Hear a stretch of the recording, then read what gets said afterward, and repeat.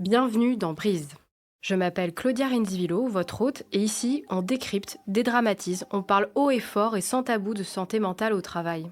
Chaque mois, vous retrouverez des personnes parlant de leur vécu de la santé mentale, des professionnels du monde de la santé, et enfin, des dirigeants et autres acteurs du monde du travail. Ici, on parle de santé mentale au travail et on vous montre que ça marche.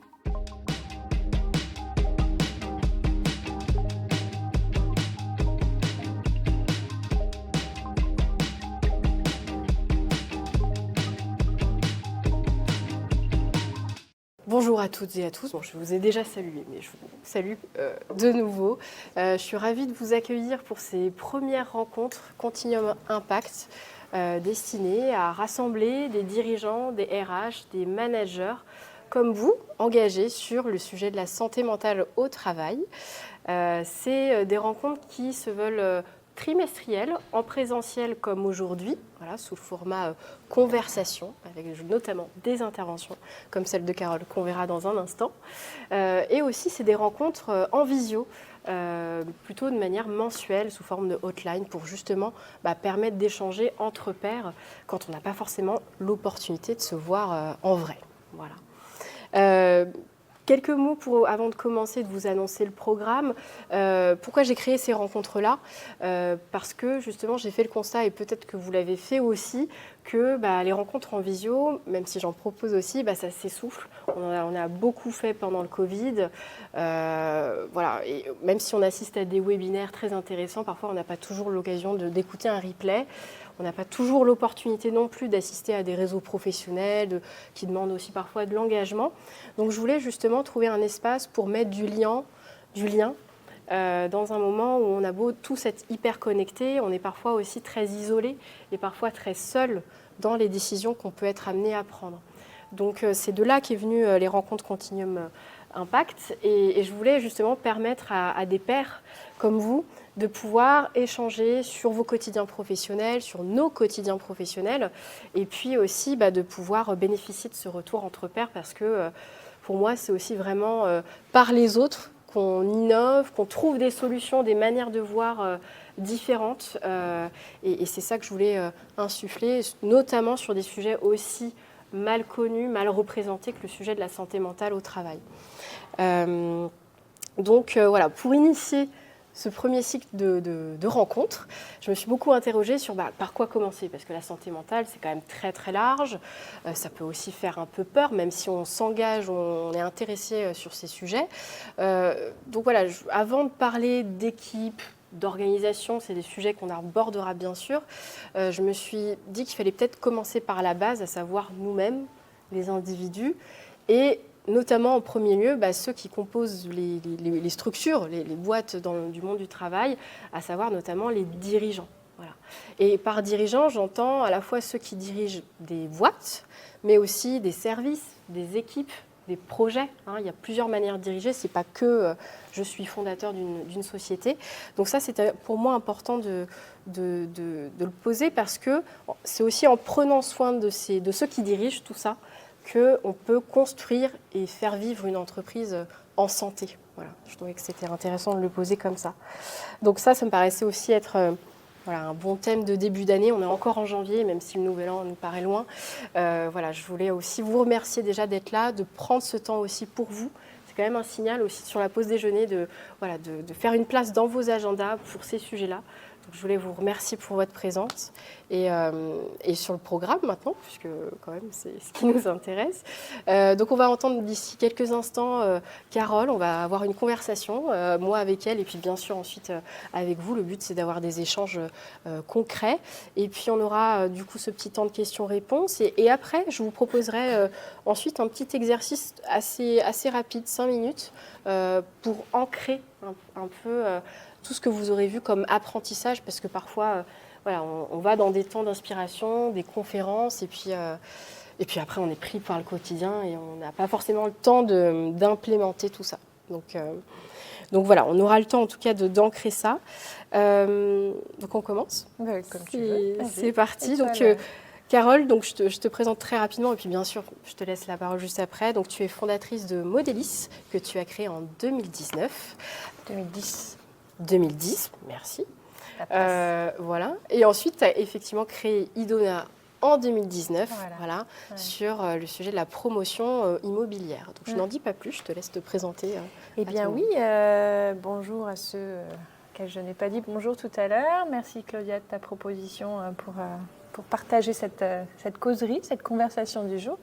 Donc moi, je suis Carole de Pléchin. Effectivement, j'ai créé ma première société en 2010. Sortant de grands groupes nationaux de promotion immobilière, j'ai franchi le pas. Je me suis dit, allez go. Avec beaucoup de doses d'inconscience, hop, on y va. Et 16 ans après, donc effectivement, trois petites sœurs de la première société sont nées.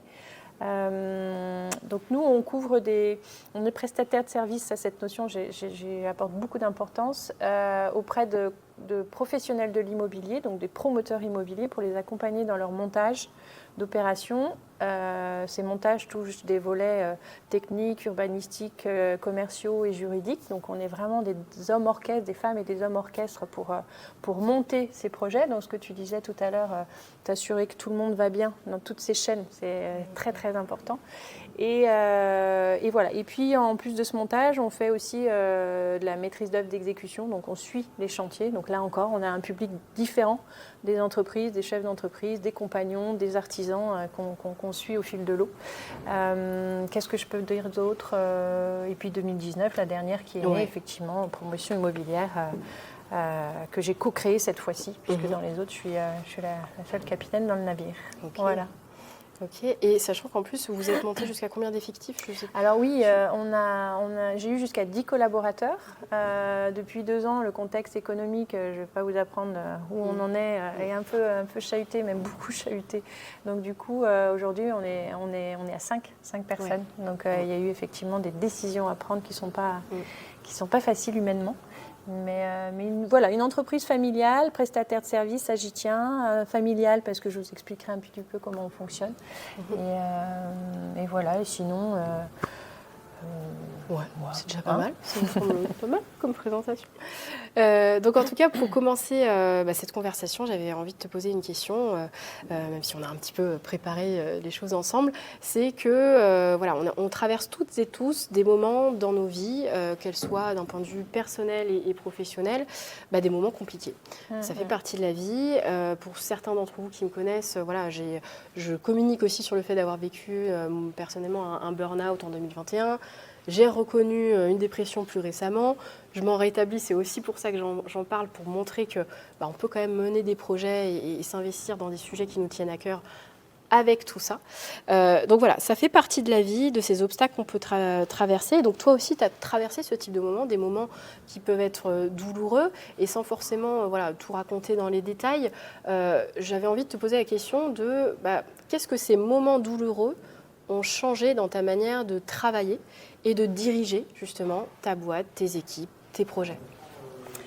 Eh bien oui, des moments douloureux, il y en a eu en 16 ans de temps, ce que j'appelle les cadeaux mal emballés de la vie, notamment 2 assez cuisants, la perte d'un enfant et puis l'accompagnement de fin de vie d'une sœur aînée. Et effectivement, ça m'a appris beaucoup. Toutes les situations, je pars du principe que toutes les situations, même les plus malheureuses, sont bonnes à vivre. C'est que j'ai appris à déjà dégager des plages horaires dans mon agenda pour prendre du temps pour moi, pour justement aller voir une sœur souffrante, pour reprendre un peu d'énergie par rapport au décès de ma petite fille. Donc c'est du temps. Je me suis parce qu'avant ces épreuves, j'étais en plus, j'ai un caractère assez speed, donc du coup, tout était rempli, l'agenda était rempli. Je ne concevais pas Enfin, je ne mettais pas de place dans mon esprit de dire il va pouvoir me replacer, me représenter à cette réunion, etc. Donc j'étais sur tous les fronts. Et du coup, ces cadeaux mal emballés de la vie, effectivement, m'ont permis d'apprendre à me poser, de prendre du temps pour moi, d'échanger aussi. Alors, il faut le rappeler, moi, à l'époque, j'avais une structure de 10 personnes, donc c'est une petite structure. Hein, et du coup, d'apprendre aussi à expliquer ce que je traversais. Parce qu'avant de connaître ces événements, chef d'entreprise, on met un masque, on met un costume parfois trop large pour nous, et on avance. Et là, j'ai appris à à partager ce que je ressentais. Donc à leur dire, là j'ai le genou à terre, je vais peut-être pas y arriver. Et puis moi je suis un livre ouvert, donc quand on me voit ça va pas, ben voilà, je peux pas mentir. Donc ce deuxième point. Troisième point, j'ai appris à demander de l'aide. Effectivement, comme j'exposais dans quel état j'étais. Donc j'ai demandé de l'aide à mes équipes et voire même à mes clients, en disant bah là je ne vais pas avoir la même bande passante, je ne vais pas pouvoir te rendre ce dossier à tel moment, et en expliquant pourquoi. Et ça, à la fois, ça fait peur, parce que tu te dis, oh là là, ton client ou ton collaborateur va penser que tu es faible, tu es vulnérable. Et non, au contraire, ça apporte une richesse incroyable d'échanges, de pensées, de communication, de liens amicaux qui se créent finalement dans le professionnel. Et tout ça m'a permis vraiment de changer mon mode de management et de me dire, ben ouais, en fait, t'es gérant de boîte, t'es fondatrice de boîte, mais en fait, enfin, je le savais déjà, mais c'est une équipe qui peut répondre à tout ce que l'on vit, quoi, en fait. Et ça a été très, très riche d'enseignement, vraiment. C'est intéressant ce que tu dis, parce que finalement, dans ce que tu nous partages, là, il y a ce côté finalement, prendre soin de soi, de par la nécessité des moments douloureux en fait, que la vie nous fait vivre. Finalement, ça amène aussi ce côté, finalement, être soi. Et dans le sens aussi de ce côté, tu parlais de masque, finalement, il y a aussi ce côté, ça aide aussi à aller vers le fait de diriger sans masque, parce que finalement, voilà, au contraire, dans l'entreprise, ou même dans le monde du travail, on nous apprend à être fort, à ne pas montrer ses failles, à se dire c'est que comme ça que je montrerai la voie aux équipes, et que c'est comme ça qu'on va développer les projets et la boîte. Donc finalement, et c'était aussi la question que je voulais poser, et finalement tu y as un petit peu en partie répondu, c'était de se dire, ok, là, qu'est-ce que tu t'autorises à faire, à dire? Donc là, tu nous l'as partagé, c'est finalement exprimer les choses, oser le dire aux équipes à la fois, mais aussi aux clients. Les choses où on aurait tendance à dire, surtout pas aux clients. Et justement, après, tu disais que ça donne lieu peut-être à des liens même amicaux qui peuvent se créer. J'allais justement te poser la question de... si on va encore plus loin sur ce côté-là, c'est qu'est-ce que ça produit même dans la relation avec tes équipes ou tes clients. D'ailleurs, tu parles de ces liens amicaux-là, mais qu'est-ce que ça leur fait bouger chez eux et éventuellement dans votre manière de travailler ensemble? Et alors pour mes collaborateurs, c'est de changer aussi de filtre, en fait. C'est de se dire, j'ai une boss, mais elle est comme nous, en fait, elle est vulnérable. C'est bête à dire, mais c'est tellement vrai. Donc je pense qu'ils ont eu, c'est pas que je pense, j'en suis certaine, ils ont eu une autre image de moi, mais dans le bon côté des choses. C'est-à-dire que, ok, elle a plein de choses à gérer, ok, mais elle est comme nous, en fait. Donc ça a amené un climat de confiance plus, vraiment. Et puis de partage, parce que comme moi, je me suis exposée en exprimant ce que je vivais, quand eux sont confrontés à des événements pas simples, eh bien, ils prennent plus facilement la parole. Ils vont plus facilement venir me voir, ils vont plus facilement expliquer ce qu'ils ressentent, ce qu'ils subissent. Et du coup, ça crée une union d'équipe, en fait, encore plus forte. Et vis-à-vis de mes clients, eh bien, en fait, mon message de douleur, eh bien, en fait, ça permettait, ce que tu fais aujourd'hui, avec le témoignage que tu fais de ton burn-out, de ta dépression, de me rendre compte, et qu'ils se rendent compte que pour des vécus un petit peu similaires, ils pouvaient en parler, et puis on pouvait avoir une communication sur un autre aspect en dehors du professionnel, et ça les apaisait aussi, en fait. Donc, d'effet miroir qui fait que moi, m'exprimant, ça m'apaisait, et eux, de recevant mon expression, ça les apaisait aussi. Donc je ne mesurais pas la puissance, en tout cas dans le professionnel. Dans le familial, amical, je suis assez comme ça, à partager, etc. Mais comme tu disais, avec ce masque et ce costume trop grand qu'on porte malgré tout, en fait, et parce qu'on se l'inflige, en fait, ça crée vraiment des choses très belles. Ouais, très, très belles. Et puis ceux qui ne comprennent pas... alors moi, il y en a eu très peu, mais sur d'autres expériences, c'est pas grave. C'est qu'on ne se ressemble pas et notre route, il faut qu'elle se sépare, quoi. Voilà. Il faut accepter ça. Et en fait, si j'ai encore le temps, c'est que j'ai beaucoup appris, mais ça, c'est pas un scoop, en fait, vous le savez tous, c'est que de ces situations, on apprend beaucoup de soi. On apprend énormément de soi à poser les armes.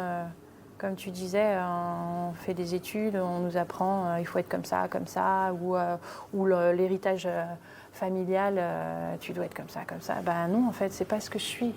Donc, et puis on s'ouvre et on renaît. En fait.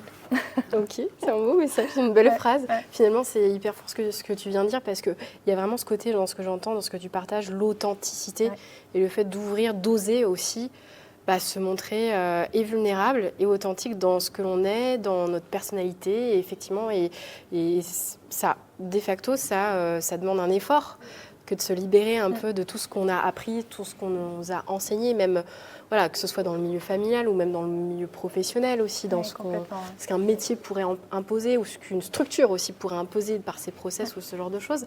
Et là encore, tu y as déjà très bien répondu, je trouve, mais est-ce qu'il y a d'autres choses aussi? Tu disais qu'en fait, finalement, de par le fait d'oser parler, en fait, finalement, et de communiquer les choses telles qu'elles sont, sans phare, aux personnes, que ce soit les clients, les partenaires ou les équipes, eh bien, ça les a fait aussi bouger. Ça les a, effectivement, ça a changé l'image qu'elles ont de toi et elles se sont effectivement plus senties autorisées, du coup, à elles signaler quand ça n'allait pas. Est-ce qu'il y a d'autres choses, finalement parce que là, dans ce que j'entends, c'est ce côté informel. C'était pas forcément planifié, mais voilà, ça s'est fait, ça les a fait bouger aussi. Est-ce qu'il y a des choses, éventuellement, ou pas d'ailleurs, formellement que tu as mis en place? Est-ce que, je sais pas, pour que ça donne des idées à ceux qui nous écoutent, est-ce qu'il y a des rituels? Est-ce qu'il y a, je sais pas, des pistes complémentaires, des moyens, des événements pour se retrouver? Je sais pas. Alors, j'ai mis intuitivement, parce que c'est peut-être important de le rappeler, on est tous différents. Et moi, j'ai un management assez intuitif. Je suis versus manager, comme je les appelle, tableau Excel, mais il faut tout pour faire un monde.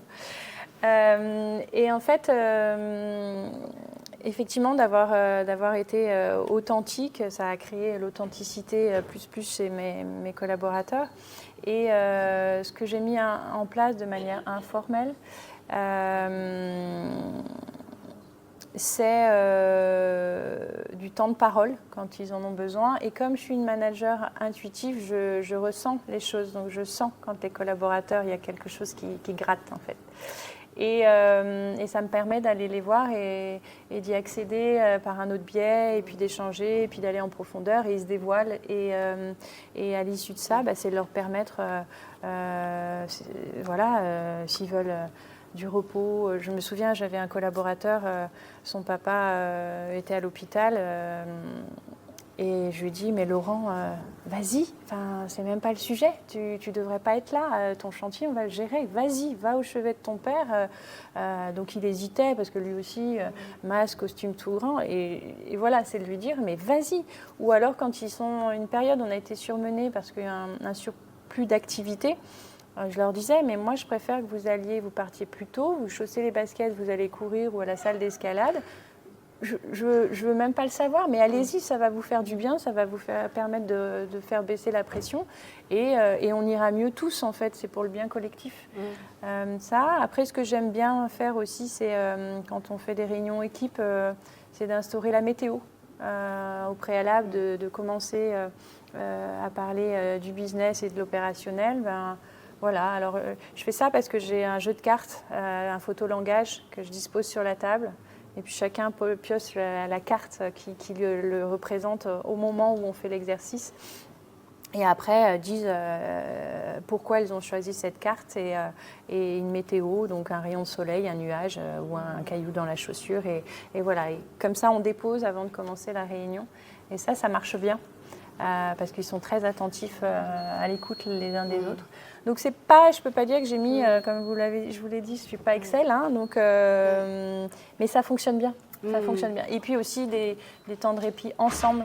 des déjeuners. Alors maintenant, depuis 2 ans, on est dans nos bureaux avec une cuisine, donc on se prépare à manger tous ensemble.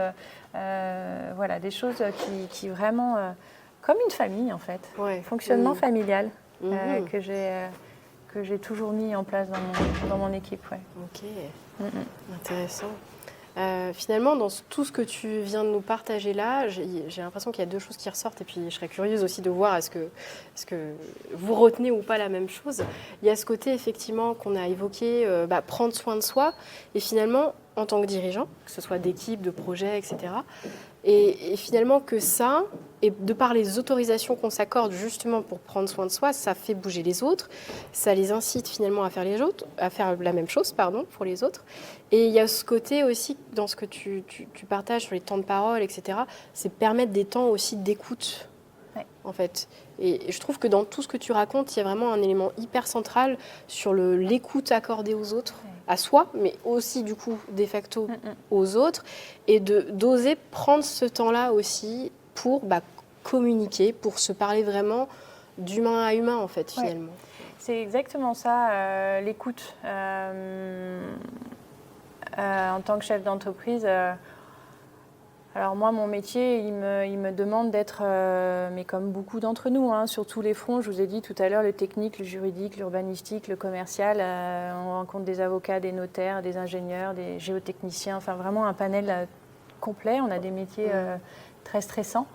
Des arrêts de chantier, des normes qui s'empilent, des réglementations. Enfin, et en fait, pourquoi je vous dis tout ça, c'est que je pourrais me dire, j'ai pas le temps en fait de les écouter. Mais si, ça c'est vraiment, c'est important. En fait, je mesure pas la quantité de temps passé à l'écoute, mais elle fait partie de moi, donc c'est inné, c'est instantané.